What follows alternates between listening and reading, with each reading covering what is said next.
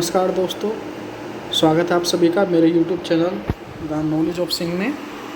और आज मैं आपको लेके आया हूँ UPSI IPC and CRPC part 2। दोस्तों, जैसा कि आपने मेरे YouTube चैनल पर देखा होगा कि पार्ट 1 हम कल कवर कर चुके हैं IPC सेक्शन के बारे में, ठीक है। और कुछ अमेंडमेंट IPC के जो सेक्शन तो बच गए थे, तो मैंने वीडियो ज़्यादा लंबी हो गई थी, इसलिए मैंने आपको आज उसका नेक्स्ट पार्ट जो है पार्ट 2 में कवर किया है, ठीक है। तो चलिए शुरू करते हैं। ये मेरा YouTube channel the knowledge of Singh, आप सब्सक्राइब कर सकते हैं अगर वीडियो आपको अच्छी लगती है तो, शेयर कर सकते हैं, ठीक है। स्टार्ट करते हैं। और जो ये वीडियो बना रहे हैं, इसका हम जो टैगलाइन ली है वो है UPSI वर्दी एक जनून, ठीक है। और बहुत ही जल्दी इसका एग्ज़ाम भी होने वाला है, जैसे आप सभी लोगों को पता है, डेट भी आ चुकी है। जल्दी आप बिना कुछ करे एकदम तैयारी में लग जाइए फुल पावर के साथ, अगर आपको ऐसा ही बनना है तो, ठीक है। और दूसरी चीज़ है, जो मैं ये वीडियो बना रहा हूँ ये आपके लिए बहुत यूज़फुल होने वाली है, क्योंकि इसमें से आपको कई नंबर के क्वेश्चन मिलने वाले हैं IPC सेक्शन से, IPC से CRPC से। और बहुत सारे इसमें एक्ट हैं, 511 है, बट मैंने इनको बहुत ही शॉर्ट टर्म में कवर किया है सभी को। तो आप इस वीडियो के साथ को पूरा देखें, बीच में ना छोड़ के जाएं, नहीं तो आपको कुछ समझ में नहीं आएगा। चलिए शुरू करते हैं। तो देखिए, कल मैं जो है अध्याय 13 तक कंप्लीट करा चुका था। अगर आपको वो पहली वीडियो देखनी है तो आप मेरे YouTube चैनल पर जा कर के इसका पार्ट 1 देख सकते हैं, तभी आप पार्ट 2 देखें। पार्ट 2 देखने से बीच में से आपको समझ में नहीं आएगा, पार्ट 1 से आप कवर करते चले, ठीक है। तो अध्याय 14 क्या कहता है IPC सेक्शन, IPC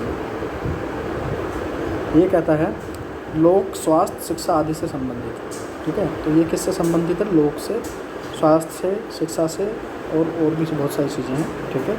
इसका IPC सेक्शन 268 क्या कहता है?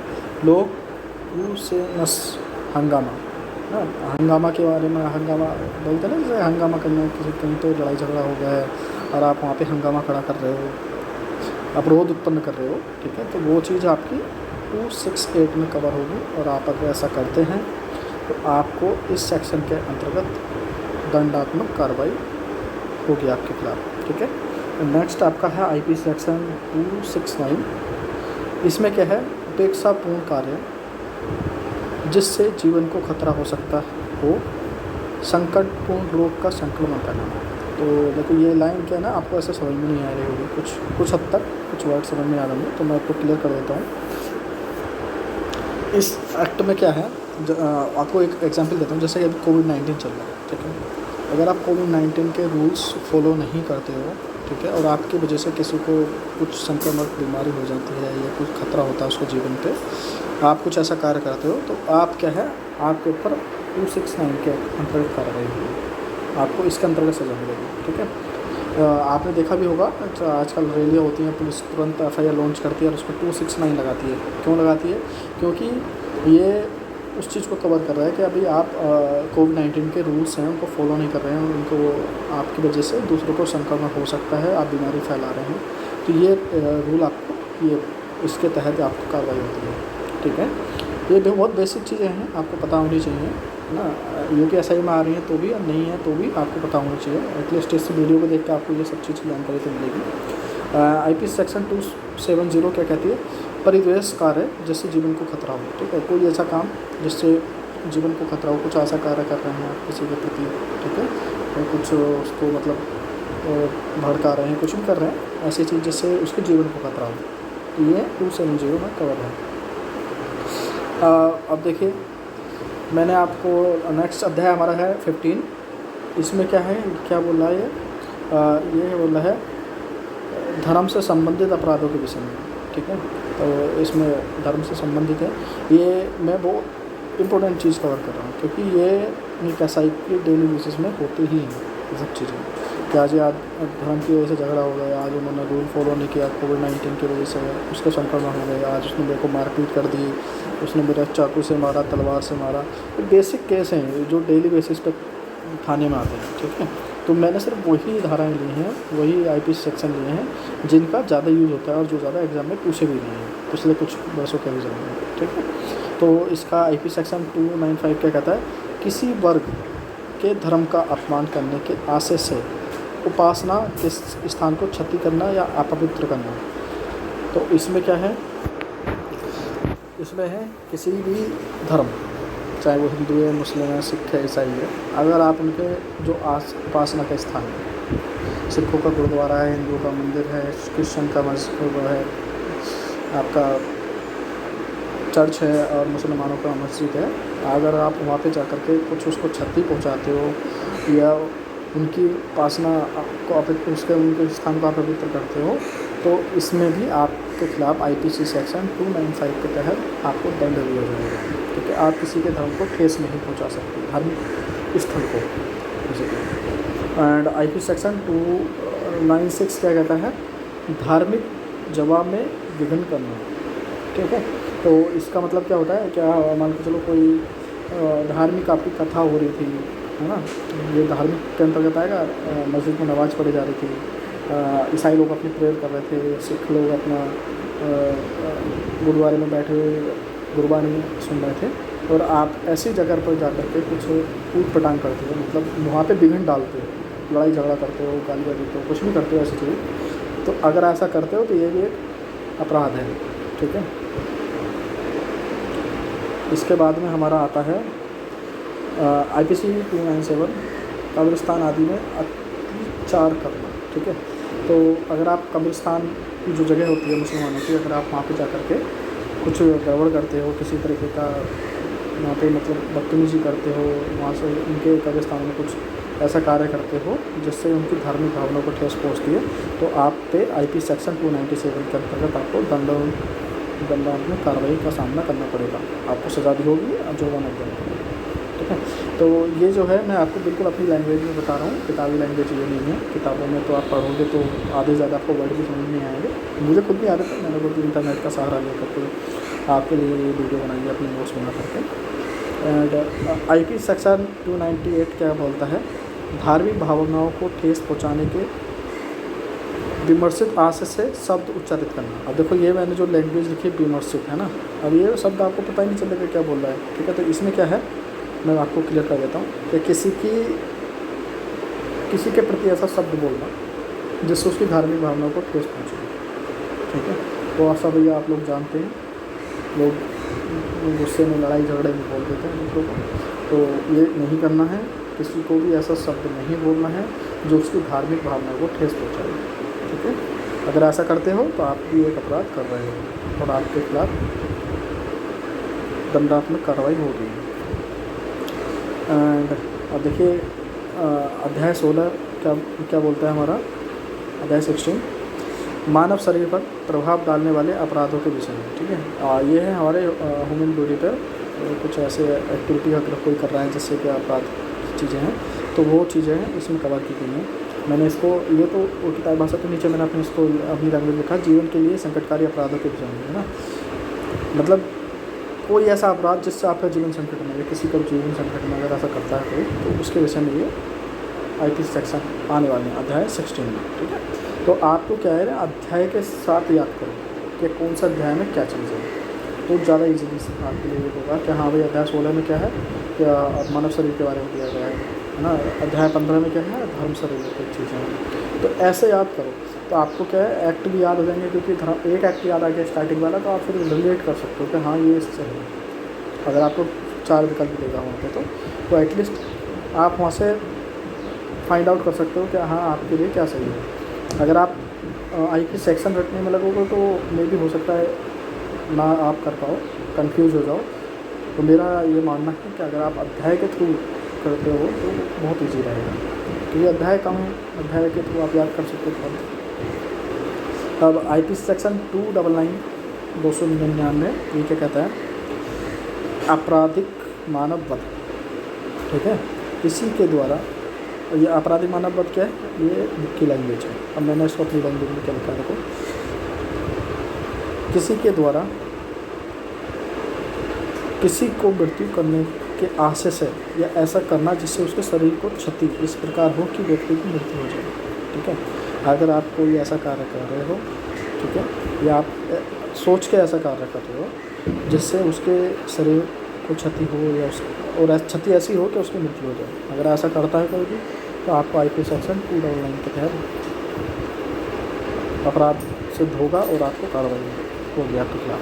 ठीक है, उसके बाद में आता है आईपी सेक्शन 300 ना। तो देखो लोग बहुत कन्फ्यूज रहते हैं 300 और 302 में और 307 में, ये बहुत कन्फ्यूज वाली चीज़ है।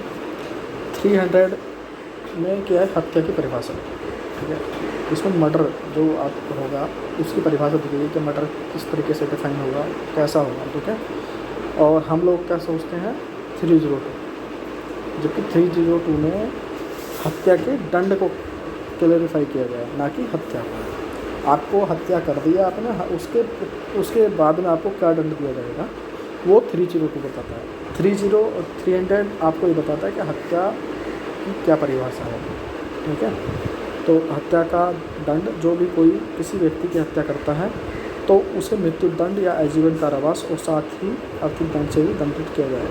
ठीक है, तो आप ध्यान से सुनना, इस सेक्शन पर बहुत क्वेश्चन आते हैं ऐसे। और इसके बाद में है आईपीसी सेक्शन 304 का, ये कहता है अपनी लापरवाही से किसी की जान लेना। ठीक है, अब मान लो चलो आप ड्रिंक एंड ड्राइव कर रहे हो, आपने किसी की जान ले ली तो आप पे 304 का के तहत कार्रवाई होगी, क्योंकि वो आपकी लापरवाही है, ड्रिंक एंड ड्राइव नहीं करना था। ठीक है, या आपने कुछ ऐसा काम किया जिससे आपकी लापरवाही से किसी की जान चली गई। ठीक है, तो ये चीज़ें हैं, ये इसमें कवर होती हैं। और आईपीसी 30 खा सेकंड सब पार्ट, ये क्या कहता है, दहेज मृत्यु। ठीक है, तो ये एक्ट ऐसा है, ये सेक्शन बहुत इंपॉर्टेंट है, कहने का मतलब ये है क्योंकि डेली बेसिस पे केस आते हैं आपके, आप चारों तरफ अपना देखेंगे तो आपको ये चीज़ें मिलेंगी। ठीक है, आज आप इस वीडियो देखने के बाद में एनालाइज कर पाओगे कि हाँ भी अब यहाँ पुलिस क्या धारा इसमें इम्प्लीमेंट करेगी और इसको क्या किस प्रोसेस से जाना पड़ेगा। अगर कोई ऐसा गलत करता है तो आप बोलो कि अभी मेरे को पता है, आप ये नहीं ये इम्प्लीमेंट करो, ये चीज़ इसमें करो। ठीक है, तो इसमें क्या कहता है, दहेज मृत्यु। अब दहेज मृत्यु को इसमें बहुत ही अच्छे तरीके से डिफाइन किया गया कि किसी स्त्री की मृत्यु दहा मतलब जलने से या शारीरिक क्षति के द्वारा, मारपीट से या किसी भी तरीके का ऐसा चीज़ हुई जिससे उसके बॉडी डैमेज हो जाती है। ठीक है, क्षति हो जाती है, उसके द्वारा विवाह, और ये सब काम कब हो रहे हैं, विवाह के 7 साल के अंदर। अगर ऐसा कुछ भी हुआ, चाहे उसके पति ने किया, उसके मम्मी ने किया, ससुर ने किया, देवर ने किया, किसी ने भी किया, पूरे परिवार ने, तो उस सब के खिलाफ ये एक्ट लगेगी और उसमें दहेज की एक्ट लगेगी और साथ के साथ में मर्डर की एक्ट लगेगी, क्योंकि ये दहेज मृत्यु मानी जाएगी। क्लियर लिखा हुआ है इसमें, अगर आप पढ़ोगे तो काफ़ी डिस्क्रिप्शन में लिखा है कि अगर कोई ऐसा होता है, केस आता है तो कुछ नहीं होना है, सीधा साधा सारे एक्ट उस पर लग जाएगा। ठीक है, और सभी पे लगेगी।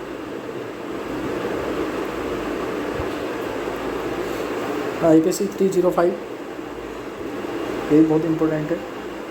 ये क्या बोलता है, आत्महत्या के लिए किसी नागरिक, किसी नाबालिग, ठीक है, बच्चे जो 18 साल से कम उम्र के हैं, मानसिक तौर पर कमज़ोर, जिसको मेंटल टाइप्स आप कह सकते हो, ठीक है, जिनको सोचने समझने की क्षमता नहीं है क्या वो क्या सही कर रहे हैं क्या गलत कर रहे हैं, ऐसा कोई व्यक्ति है या बच्चे हैं छोटे, अगर आप उनको हत्या मतलब आत्महत्या सुसाइड के लिए उकसाते हो तो अगर आप ऐसा करते हो तो आपके खिलाफ 305 में एक्शन होगा आपके खिलाफ में। ठीक है, एंड आईपीसी 306 क्या कहता है, आत्महत्या के लिए किसी व्यक्ति को उकसाना। ठीक है, अब 2 सेक्शन है 305 306। ठीक है, तो आप कह रहे हो पहले में उकसाना, दूसरे में उकसाना।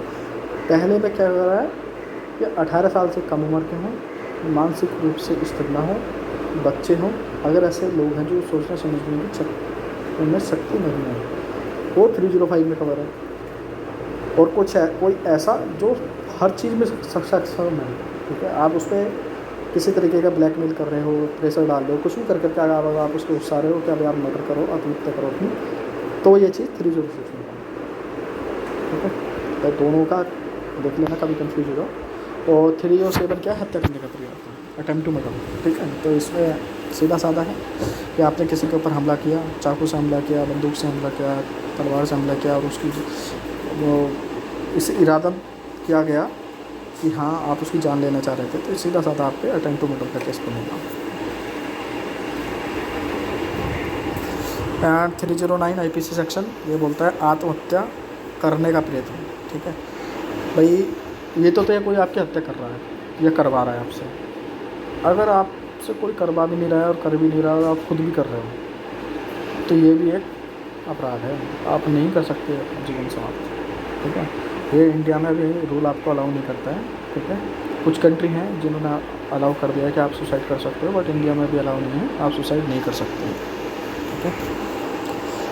और भाई धारा 310 ठग, है ना। ठग क्या होता है, ठग की परिभाषा, आप बोलते हो ना कि अभी किसी को हमने नौकरी लगवाने के लिए हमसे 3 लाख रुपए ले लिए, बोला नौकरी लगवा देगा सरकारी, बाद में नौकरी नहीं लगवाई और हमारे पैसे भी नहीं दे रहा, ठीक है। तो ये ठगी में आएगा एक तरीके से। दूसरा ठग आएगा कि आपको किसी ने कोई गलत चीज़ बेच दी, है ना, वो ख़राब थी, तो आप ठग गए। मतलब ठगना मतलब होता है आपको किसी ने पागल बना दिया, है ना, आपसे पैसे ले लिए उसके प्रति या कुछ भी सामान ले लिया, ये ठग की परिभाषा है। वो ज़्यादा आपको पढ़ना तो आप गूगल पे पढ़ सकते हो और आप बुक से भी पढ़ सकते हो 310। ये सिर्फ मैं आपकी लैंग्वेज में ऐसा कवर करा रहा हूँ कि आपको याद ही रहेंगे, बोलोगे नहीं।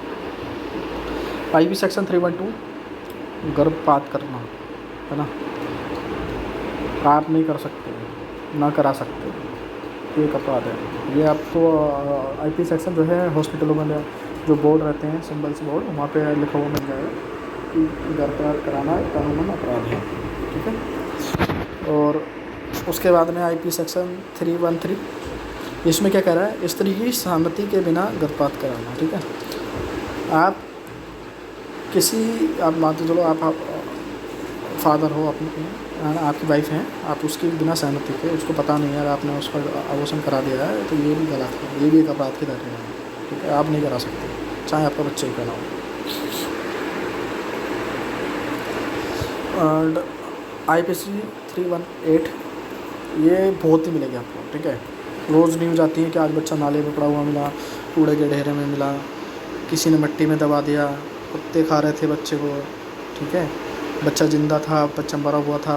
बहुत केस आते हैं एवरी डे 1-2 न्यूज़ आपको मिल जाएगी आपके लोकल न्यूज़पेपर में भी, ठीक है, क्योंकि रोज़ की कहानी है। तो अगर ऐसा चीज़ है, कुछ हो रहा है और आप उसमें पता चल जाता है कि आदमी इस आदमी ने किया है, ठीक है, तो उस पर IPC सेक्शन 318 के तहत दंडात्मक कार्रवाई की जाएगी और बहुत कठोर कार्रवाई है उसमें, ठीक है। इसमें क्लियर लिखा हुआ है नवजात शिशु की मृत्यु के पश्चात या पहले छुपाना या दबाना, ठीक है। तो मैंने आपको पूरा क्लियर कर दिया है कि अगर कोई ऐसा केस बनता है तो उसमें ये IPC सेक्शन के तहत कार्रवाई होती है, ठीक है। रोज़ आपको न्यूज़ मिल जाएंगी पढ़ने के लिए।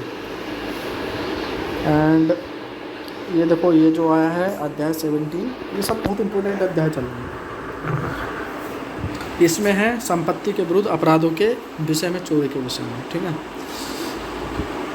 अब इसमें क्या है कि आपकी अपनी संपत्ति कोई कब्जा कर रहा है, चोरी कर रहा है ना, तो ये सब चीज़ें आपको पता होनी चाहिए। क्या तो आपके घर में चोरी हो गई है या आपके साथ में चोरी के साथ में किसी की हत्या भी हो गई है, तो आप पुलिस आपको जो FIR लॉन्च कर रही है उसमें कौन सी IPC सेक्शन इम्प्लीमेंट कर रही है, ठीक है। तो ये आपको पता होना चाहिए, बेसिक चीज़ है, बेसिक धारा है IPC।